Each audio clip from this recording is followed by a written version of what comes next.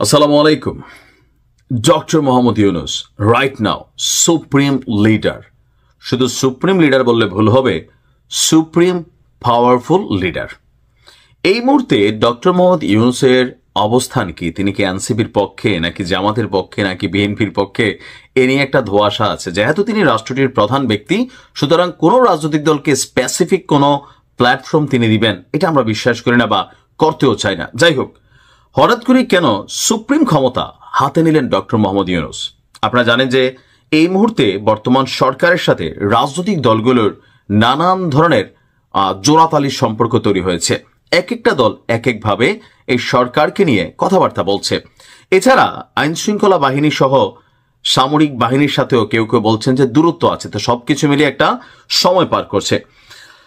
তো আপনার এর মাঝখানেই আগামী ফেব্রুয়ারিতে জাতীয় নির্বাচন অনুষ্ঠিত হতে যাচ্ছে ঘোষণা করে রেখেছেন কমিটেড ডক্টর মোহাম্মদ ইউনুস। কিন্তু প্রশ্ন হচ্ছে যে এই নির্বাচনটা কতটুকু সুষ্ঠু হবে, নিরপেক্ষ হবে, এ নিয়ে সবার মধ্যে প্রশ্ন আছে।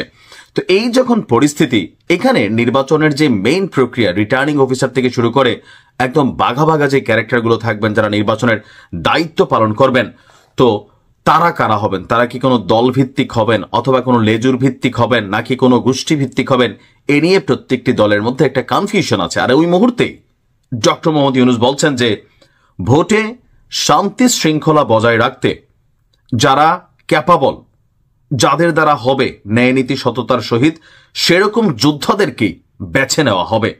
আর এটি সম্পূর্ণ আমার হাতে থাকবে। প্রশাসনের যেই রদবদলের বিষয়টা, ভোট শান্তিপূর্ণ এবং নিরপেক্ষ করতে প্রয়োজনীয় সকল ব্যবস্থা নেওয়া হবে। অর্থাৎ আমরা যখন বলি যে সরকারের আন্ডারে ভোট হচ্ছে, নির্বাচন কমিশনের তো এত লোকবল নাই।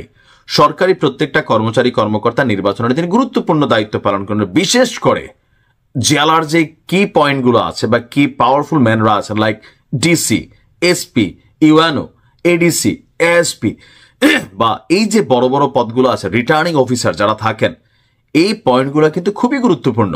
বাংলা সিনেমা দেখে আমাদের এতটুকু আইডিয়া হয়েছে, ভোট কেন্দ্র দখল, ভোটের মধ্যে লাড়াচাড়া, তারপর হচ্ছে কেন্দ্রের রেজাল্ট পরিবর্তনের ক্ষেত্রে এই কি পয়েন্টগুলো কিন্তু অনেক নাড়াচাড়া করার সুযোগ থাকে। এটা অতীত আমরা বিভিন্ন সময় দেখেছি।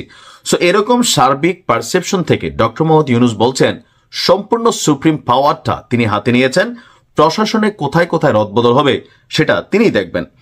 গতকালকে রাষ্ট্রীয় অতিথি ভবন যমুনায় বিএনপির 3 সদস্যের একটা দল ডক্টর ইউনুসের সাথে দেখা করেছে। সেখানে সালাউদ্দিন সাহেব ছিলেন, তারপর আমরা দেখেছিলাম মির্জা ফখরুল ইসলাম ছিলেন।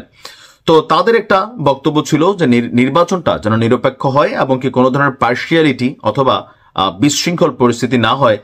আর এছাড়া জেলা প্রশাসক পদে কারা নিয়োগ হবে, একাধিক ফিট লিস্ট থেকে যোগ্য কর্মকর্তাদের বাছাই করে ভোটের আগে যেন কি বলা হয় যে আপনার নির্বাচন করা হয়।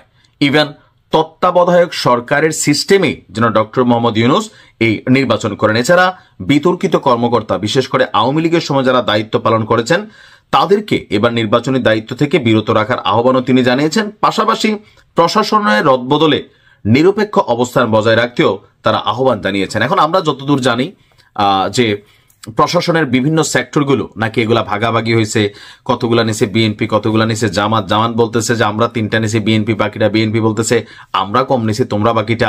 আবার এখন আওয়ামী লীগ মতাদর্শী যারা আছেন তারাও এই মুহূর্তে কোন দলের পক্ষে কাজ করেন, এগুলো নিয়ে প্রত্যেক দলের মধ্যে একটা সন্দেহের বীজ কিন্তু কাজ করে যাচ্ছে।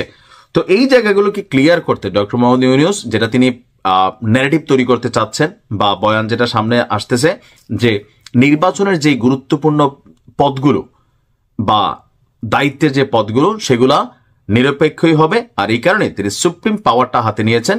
প্রশাসনের রদবদলের বিষয়টা এটা তিনি সরাসরি নিজে দেখবেন।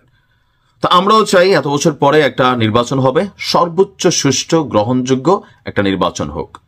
এখন হয়তো যত দিন যাবে তত বোঝা যাবে। কথা তো সবাই বলে, বৃক্ষ তোমার নাম কি, ফলে পরিচয়। ভালো থাকুন।